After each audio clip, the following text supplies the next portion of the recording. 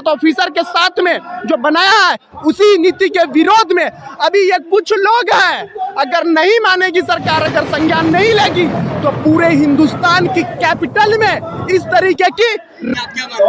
देखिए सर, एक चीज, ये चीज तो एकदम जग जाहिर है, सारे लोग जानते हैं। जो कि आज भी सेना में 1911 का लॉ चल रहा है, सेना में 1911 का लॉ चल रहा है। तो सिंपल सी बात है, जब सेना में अंग्रेजों का शासन चल रहा है तो अंग्रेज कौन थे, मुझे बताने की जरूरत नहीं है, आप लोग सब जानते हैं अंग्रेज कौन थे। तो वही कानून हमारे ऊपर थोपा हुआ है और हम लोग सिर्फ दरी और चेयर लगाने में रह गए और बंद रूम में प्रधानमंत्री जी के साथ में जितने भी डिस्ट्रिक्ट चेयरमैन है या स्टेट चेयरमैन है, हमारे जैसे साहब लोग हैं। लेकिन इनको क्यों नहीं डेलीगेशन स्ट्रीम में रखा गया, इनसे क्यों नहीं पूछा गया? ऐसा तो नहीं है कि साहब लोग जो 32 फर्स्ट 1 रैंक 1 पेंशन में 42,700 करोड़ रुपया दिया और सेकंड 1 रैंक 1 पेंशन में 23,000 करोड़ दिया। लेकिन एक बात बताइए, साहब लोग सब जानते हैं साहब लोग के अकाउंट में क्या आया, ये देखने वाली बात है। और ये सरकार भी जानती है। अगर सरकार को पता होता है कि जवानों के अकाउंट में, जेसीओ साहब के अकाउंट में पैसा गया है, सरकार अपनी हर एक गली में, हर एक दर्शन में, हर एक सम्मेलन में इस बात की व्याख्या करती। आज सरकार की ये नीति समानता का समानता अधिकार देता है। यूरोपियन कंट्री में जहां पे भी लोग शहादत होती है, सम्मान, मान सम्मान और सम्मान जो कैजुअलिटी का मिलता है वो सम्मान मिलता है। और यूरोपियन कंट्री छोड़ दीजिए, हिंदुस्तान में भी एक संविधान है जो कि कोई बस में अगर कोई दुर्घटना होता है तो सरकार सम्मान तरीके से बोलता है कि जो कि इनको 3-3 लाख मुआवजा दे दिया जाए। लेकिन ये बड़ी दुर्भाग्य की बात है कि हमारे सेना में हमारे साथ में भेदभाव किया जाता है हमारी शहादत में। क्यों? अगर ऑफिसर कैटेगरी में शहादत होती है तो उनको बोलता है फैसिलिटी मिलना चाहिए, और जवान कैटेगरी में और जेसीओ साहब के कैटेगरी में शहादत होती है तो उनको डिफरेंस किया जाता है। और वो डिफरेंस इतना हो जाता है कि एक वीर नारी 10 से 12,000 रुपए में सरवाइव कर रहा है और एक ऑफिसर की वीर नारी, देखिए मुझे उनकी शहादत पे उंगली नहीं उठा रहा हूं, लेकिन जो असमानता है जो कि संविधान मुझे अधिकार देता है, उसके लिए हम लोग मांग करते हैं। उन 7.5 लाख वीर नारियों से मांग करते हैं कि उन वीर नारियों के लिए माननीय प्रधानमंत्री जल्दी से जल्दी संज्ञान ले। क्योंकि ये जो 1 रैंक 1 पेंशन में उन्होंने फर्स्ट 1 रैंक 1 पेंशन में 42,700 करोड़ रुपया दिया और सेकंड 1 रैंक 1 पेंशन में 23,000 करोड़ दिया। लेकिन एक बात बताइए, साहब लोग सब जानते हैं साहब लोग के अकाउंट में क्या आया, ये देखने वाली बात है।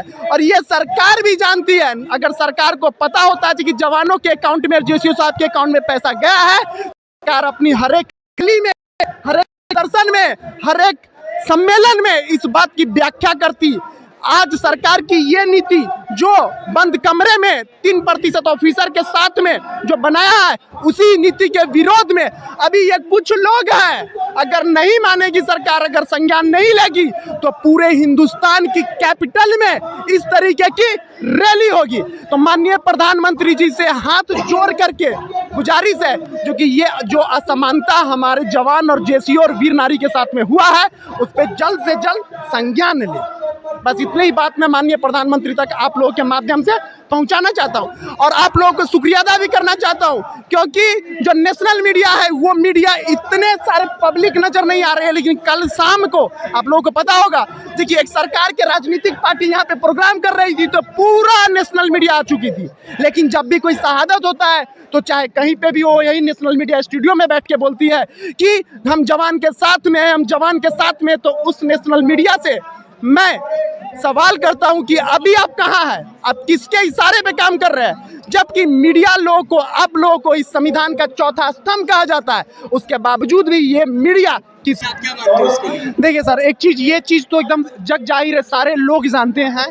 जो कि आज भी सेना में 1911 का लॉ चल रहा है, सेना में 1911 का लॉ चल रहा है। तो सिंपल सी बात है, जब सेना में अंग्रेजों का शासन चल रहा है तो अंग्रेज कौन थे, मुझे बताने की जरूरत नहीं है, आप लोग सब जानते हैं अंग्रेज कौन थे। तो वही कानून हमारे ऊपर थोपा हुआ है और हम लोग सिर्फ दरी और चेयर लगाने में रह गए और बंद रूम में प्रधानमंत्री जी के साथ में जितने भी डिस्ट्रिक्ट चेयरमैन है या स्टेट चेयरमैन है, हमारे जैसे साहब लोग हैं। लेकिन इनको क्यों नहीं डेलीगेशन स्ट्रीम में रखा गया, इनसे क्यों नहीं पूछा गया? ऐसा तो नहीं है कि साहब लोग जो 32 साल, देखिए एक यूनिट को कमांड करता है, वो कमांड करता है कमांडिंग ऑफिसर, और दूसरा सूबेदार मेजर साहब। आप कमांडिंग ऑफिसर से पूछ लीजिएगा कि उनको 10 जवानों के बारे में पता नहीं होता, और एक सूबेदार मेजर साहब से पूछिएगा हर एक जवान के उसके घर में कितने फैमिली है, कितने बच्चे हैं, उसके मैडम का क्या नाम है, उसके बच्चे का कौन सा क्लास में पढ़ता है, सब पता होता है। तो क्या ऐसे कमांडिंग सेकंड कमांड को इस डेलीगेशन टीम में नहीं रखना चाहिए? रखना चाहिए, ठीक है। तो जब हमारे सुख दुख जानने वाले को उस डेलीगेशन टीम में रखा ही नहीं गया, तो कैसे ये जवान और जेसीओ के हक में ये 1 रैंक 1 पेंशन या 1 रैंक 1 पेंशन 2 आएगा?